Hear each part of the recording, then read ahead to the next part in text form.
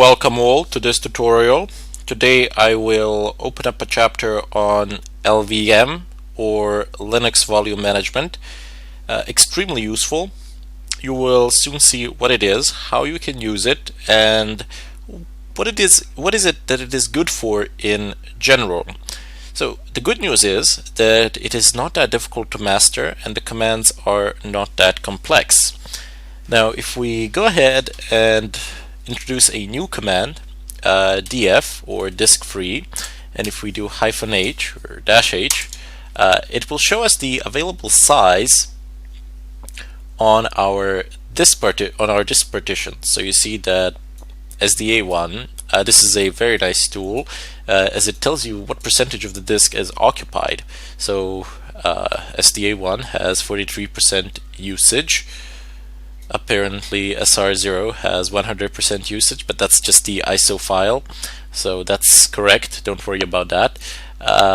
SDB2 has 10 gigabytes of usage, which is pretty much 1%, the partition that we have mounted, I do believe, in the previous tutorial. Now, df you can just use to have a list of these mounted partitions and how much space is actually used on them, or what is the available space, and so on. So you have the size here. So wait, let me just choose this one here, SDA1, or let's choose a normal. Actually, let's take the example of the one that we have created.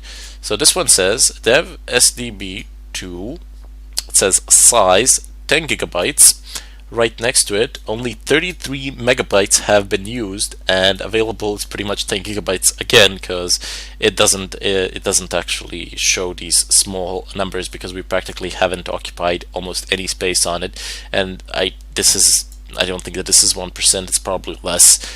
So it doesn't really matter. It says used, so the amount of space that is used, that is occupied, is 1%, and then it says mounted on, and it will show you the folder. It will show you the mount point here, so you see that the mount point is as we have specified it before. Again, another one of those useful tools that can provide you with all sorts of interesting information. Anyway, now one of the first things that we need to do if we want to see how the Linux volume management actually works and functions, because this is an important part of Red Hat and of pretty much any other Linux distribution out there, we first need to assign or change the IDs of our partitions so that they would be usable by LVM. In order for us to do this, we will need to jump into fdisk, just type it, fdisk dev SDB.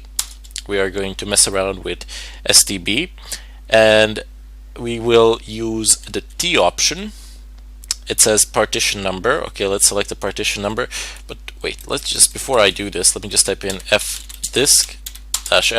I just want to show you what do I intend to change so that you know that it has been actually changed. So you see dev SDB here. I will change the system IDs here from, you should see an LVM here pretty soon. So type in fdisk dev SDB, enter. I know the option that I want to use. I will use T, and it says partition number 1, 2. Well, I want to do it for both, but the second one is mounted. So let's go ahead and change it for the first one, and then we'll unmount the second one. Hex code. What could that be? Well, if you want to see the hex codes for IDs, you can just go ahead and press L, and there you go.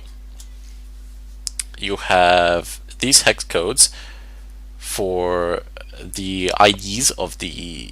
I've used actually this file to show you what sort of file systems can Linux read.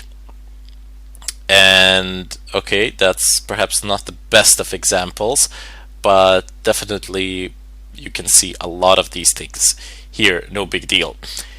Anyway, let's go ahead and search for what we actually need. So let me just go ahead and scroll through this to see it. So we have NTFS, exFAT here. We don't really want that. FAT.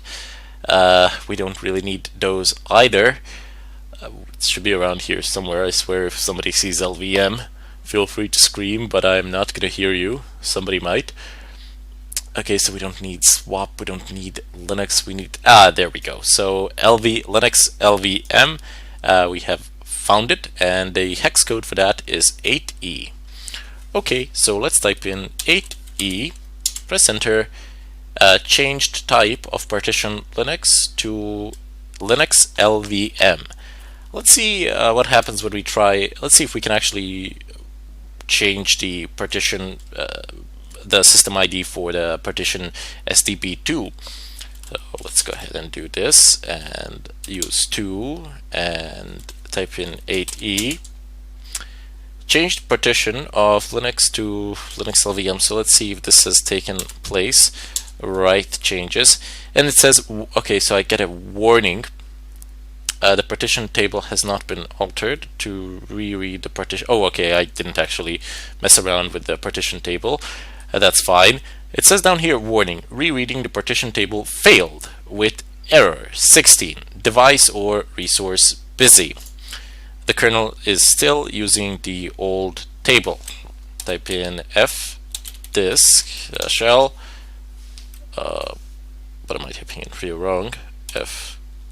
fdisk-l. And okay, so it has changed it, but you should definitely not do this. Unmount the system and then do it. Let me just go ahead and do it, because we got a pretty serious warning there. So clear the screen. You mount mnt udemy. Is it? Yes, it is. fdisk dev sdb. Yeah, my awesome typing. fdisk. Okay then, so we need to change it for the second one. 8E, and we need to change it for the first one, 8E, and let's go ahead and write these changes. Excellent. So it says the partition table has been altered. It's all fine and dandy. We don't get any warnings or errors or anything of a kind. Everything should be fine. fdisk-l. If you get a serious warning like that one, if it says that it's still using something old or something of a kind, yeah, you should definitely go ahead and have a look at that and see what the problem is. I mean, obviously change it because something is a mess.